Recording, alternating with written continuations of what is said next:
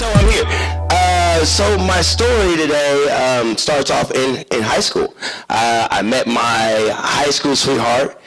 She was about this tall. She was cute, but I didn't know her. And it's funny because she actually had a boyfriend. We were in choir together, and I barely noticed her. I was a great singer in choir, so I had this big ego thing. Well, one day, on Valentine's Day, her boyfriend broke up with her. And I go, that is just not right. That's shitty. So I go, I am a great guy. My mom raised a great dude. What I'm going to do is I'm going to show her how great a guy can be. So I asked her to dinner, right?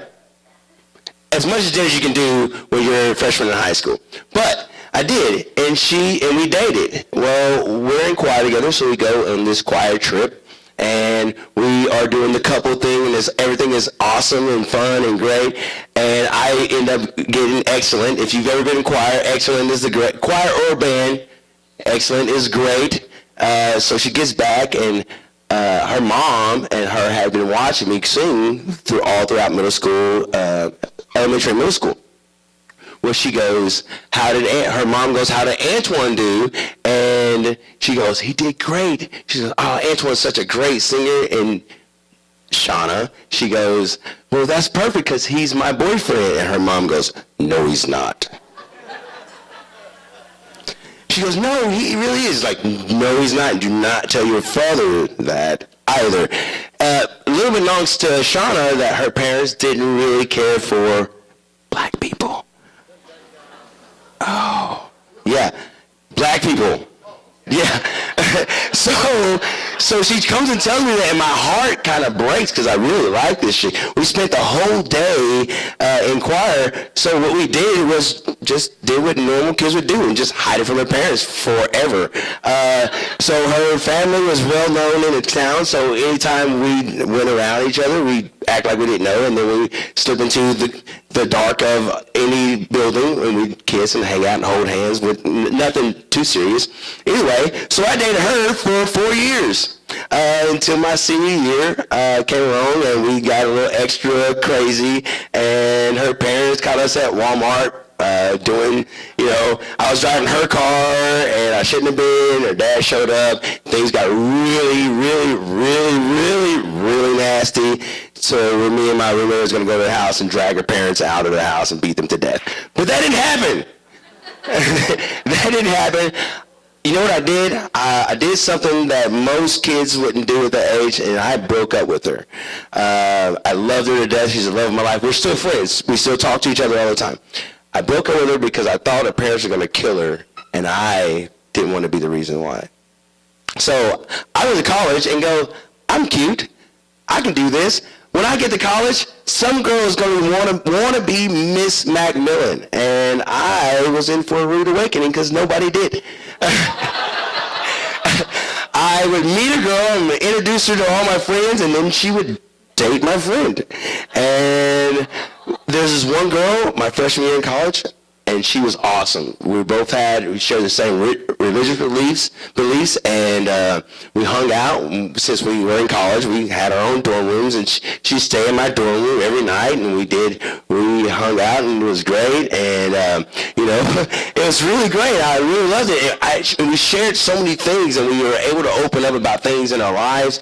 And one day she came to me, and she sat me down, and she told me she was pregnant. I thought it was really weird because we never had sex. She was a virgin, I thought. Well, found out she went back to high school, had sex with her high school sweetheart, and got pregnant. Crazy stuff. So we stopped seeing each other. She disappeared. We reconnected later. She's doing great. She has kids, and it's awesome. Anyway, so one of the other girls that hung out in the group, I go, she's smart. She's going to be a scientist one day. That's really intriguing. She's tall. She's blonde. She has this eyebrow piercing that I thought was really hot then. And she ended up dating one of my best friends, and that was my best friend's first girlfriend in high school or college. So I went through college, and I finally met this girl, and we danced together one night we were snowed in, and we danced together. I go, this girl can really, really dance. I'm like, that is the girl. So So I asked her out. I go, hey, Liz, I know you don't know me, but you dance really well, and I really like it. Can you and me dance together more often? And this is the best line I got. And she goes, yes, we're going to go on spring break at the same time. We should go on a date. Well, on that spring break trip, we didn't go that first day. I actually met some girls from Nebraska, and that happened. Either way, so I dated that girl for 7 years. We dated on and off for 7 years. She was the love of my life. I was going to marry her. At one point, I ended up going to Dallas. She asked me to move to Dallas because she was going to graduate college, and that was going to be a thing. And then she broke up with me when I moved there. So I moved back, and she told me that that you need to be more secure, you need to get a job that's excellent, and everything's going to be great. And I did all that. Bought a house, got a new job, got a new car, and then she broke up with me again, and all that shit went away. And I moved back to Tahlequah. And in Tahlequah, I dated a lot. And in that dating process, I met this other girl, and she was gorgeous. I hated her guts because she broke one of my buddy's hearts, and I thought, dang, I hate her. Like, I hated her so much when she came in the room, the wind would change, and I knew she was there, and I hated her. Goodness. But I learned how to cook in all this dating I did, and realized that one day she came over, and I cooked, and there was a group of people there, and we hooked up. And we dated for 4 years, and her parents loved me, and she was a cheater, and she cheated on me a whole lot, right? I'm going to beg for more time. I'm almost done. Okay, so here we go. So after all that, I moved to Tulsa, and I started hanging out, and I met a lot of great friends in college, and those friends started asking me on all these trips, hey, why don't you come on this trip with me, and why don't you go to this concert with me, and why don't you come to this Scotch tasting? So I learned how to say Scotch and wine, and I went to these great concerts, and I went to the lake every weekend, and I had this great life going on, and all I wanted to do was share it with somebody. And I had all these great women that I thought were great, that all I wanted to do was share it with somebody. And I had nobody to share with it. So one day, sitting on the dock of the bay, sitting on the dock, I was sitting there listening to my favorite song, and I go, I just want to share these things with people, with somebody, and I hope one day that I will be able to share these moments that I'm experiencing with somebody who's special to my heart. And as I'm smoking my cigarette, I'm not a smoker, but I smoke a cigarette at night because it relaxes me. It helps me go to sleep. And I realized one thing is that I had been sharing it with somebody. I started doing all these things that I had never done before because I allowed myself to do it outside of somebody else. And on that summer day, I met myself.